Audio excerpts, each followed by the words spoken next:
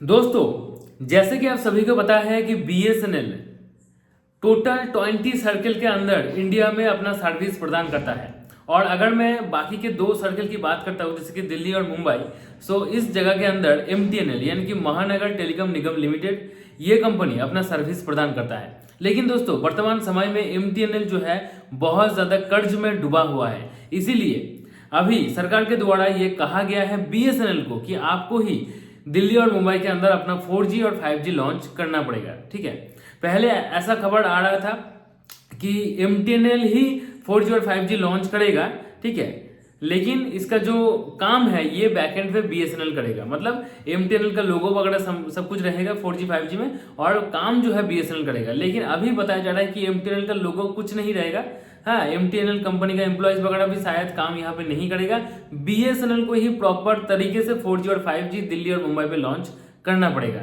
ये जो दायित्व है ये बीएसएनएल को सौंपा गया है। अभी बीएसएनएल यहाँ पर 4G और 5G दोनों ही लॉन्च करेगा, लेकिन कुछ अलग तरीके से लॉन्च करेगा।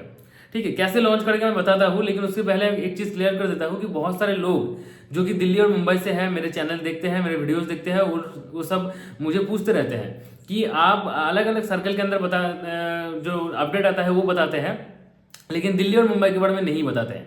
तो मैं आपको क्लियर कर देता हूँ दोस्तों कि पहले से ही बीएसएनएल जो है 20 सर्कल के अंदर काम कर रहा था और अभी भी 20 सर्कल के अंदर ज्यादा काम ही करते हैं। इसलिए ज्यादा अपडेट जो है वो बाकी के 20 सर्कल के अंदर से ही आता है।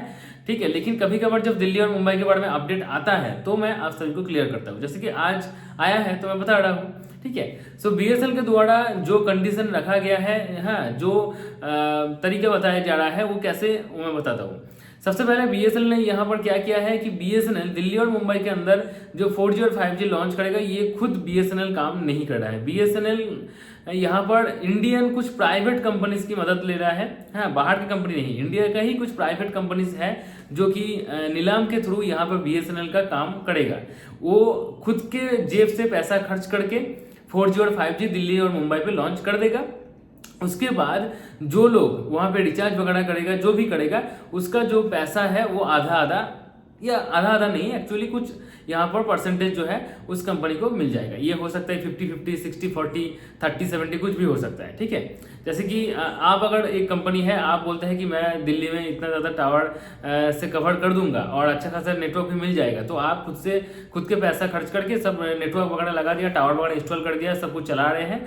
उसके बाद जो भी वहां से रिचार्ज करेगा उसका पैसा आप खुद ले रहे हैं। पहले पैसा खर्च कर रहे हैं, उसके बाद पैसा ले रहे हैं, जैसे कि बिजनेस पे होता है। तो इस तरह से दिल्ली और मुंबई पे काम करेगा। ठीक है, तो बीएसएनएल यहाँ पे जितने भी प्राइवेट कंपनीज हो सबको यहाँ पे मौका दिया है कि आप हमारे साथ काम कर सकते हैं। लेकिन बीएसएनएल ने कुछ कंडीशन यहाँ पे रख दिया है। क्या क्या कंडीशन है ये भी आपको जानना जरूरी है। उससे पहले बता देता हूँ कि अभी बताया जा रहा है कि बीएसएनएल के द्वारा ये जो 4G 5G का काम शुरू होगा, इसमें टोटल 1876 टावर जो है दिल्ली और मुंबई पे लगाया जाएगा, जो कि 4G और 5G प्रदान करेगा। तो 4G में यहाँ पर आपको सबको पता है कि यहाँ पर 700 मेगाहर्ट्ज एंड 2100 मेगाहर्ट्ज बैंड का यूज किया गया है। हाँ, यहाँ पर बीएसएनएल का लोगो भी होगा। बीएसएनएल टाटा कंपनी के साथ जो काम कर रहा है, इक्विपमेंट्स वगैरह सब कुछ वहां से ले रहे हैं, तो वो सब कुछ यहाँ पे इंस्टॉल किया जाएगा, सब कुछ किया जाएगा। लेकिन जो काम करेगा वो इंडिया का कुछ प्राइवेट कंपनीज करेगा। ठीक है, तो अभी कंडीशन क्या है देखिए, यहाँ पर सबसे पहले तो बताया जा रहा है कि प्राइवेट कंपनी जो भी बीएसएनएल के साथ काम करना चाहता है इस प्रोजेक्ट में, है, उस प्राइवेट कंपनीज का फिनेंशियल बैकग्राउंड जो है वो चेक करेगा बीएसएनएल। है, एटलीस्ट 3 साल का फिनेंशियल बैकग्राउंड चेक किया जाएगा और जिसमें से 50 करोड़ से भी ज्यादा लेन देन होना चाहिए। ठीक है, तो तब जाके बीएसएनएल इस काम को, इस प्रोजेक्ट को उस कंपनी को सौंपेगा। ठीक है, दूसरा जो यहाँ पर कंडीशन रखा गया है, बीएसएनएल के द्वारा बताया जा रहा है कि यहाँ पर टोटल 900 मेगाहर्ट्ज एंड 3.5 गीगाहर्ट्ज का स्पेक्ट्रम यूज करना पड़ेगा 4G और 5G दोनों के लिए ही। ठीक है, आप सभी को बता देता हूँ कि 700 मेगाहर्ट्ज एंड 2100 मेगाहर्ट्ज बैंड जो है वो 4G के लिए यूज किया जा रहा है और इससे ही 5G चलेगा। लेकिन 5G के ऊपर फिर आपको अपडेट मिलेगा जब,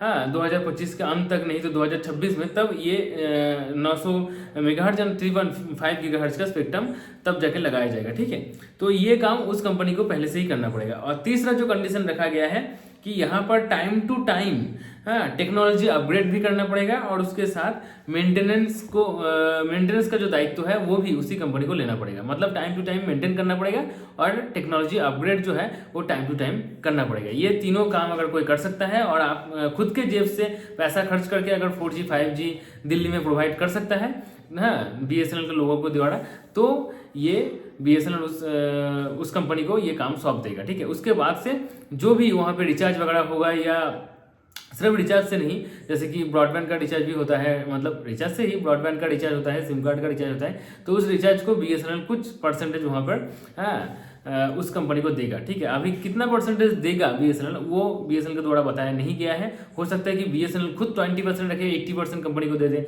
या हो सकता है कि 40% BSNL रखे, 60% कंपनी को दिया जाए, या हो सकता है कि 50-50 कर ले, ऐसा हो सकता है। अभी और तो कुछ बताया गया नहीं गया है कि और किस तरह से उस कंपनी को पैसा दिया जाएगा।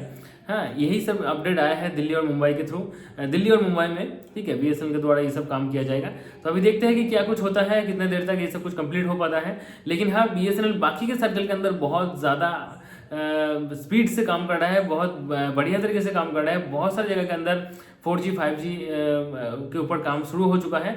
4G तो ऑलरेडी आ रहा है, 5G के ऊपर भी थोड़ा थोड़ा करके काम शुरू हो चुका है। ठीक है, 5G जो है आपको 2025 के अंत तक इंडिया का 80% जगह के अंदर मिल ही जाएगा। तो आपका अगर कुछ राय है तो नीचे कमेंट में बता सकते हैं। वीडियो को पसंद आने पर लाइक करना, चैनल को सब्सक्राइब नहीं किया तो चैनल को सब्सक्राइब करके बेल आइकन को प्रेस करके मेरे साथ जुड़े रहिए। आज के लिए इतना ही, goodbye and take care.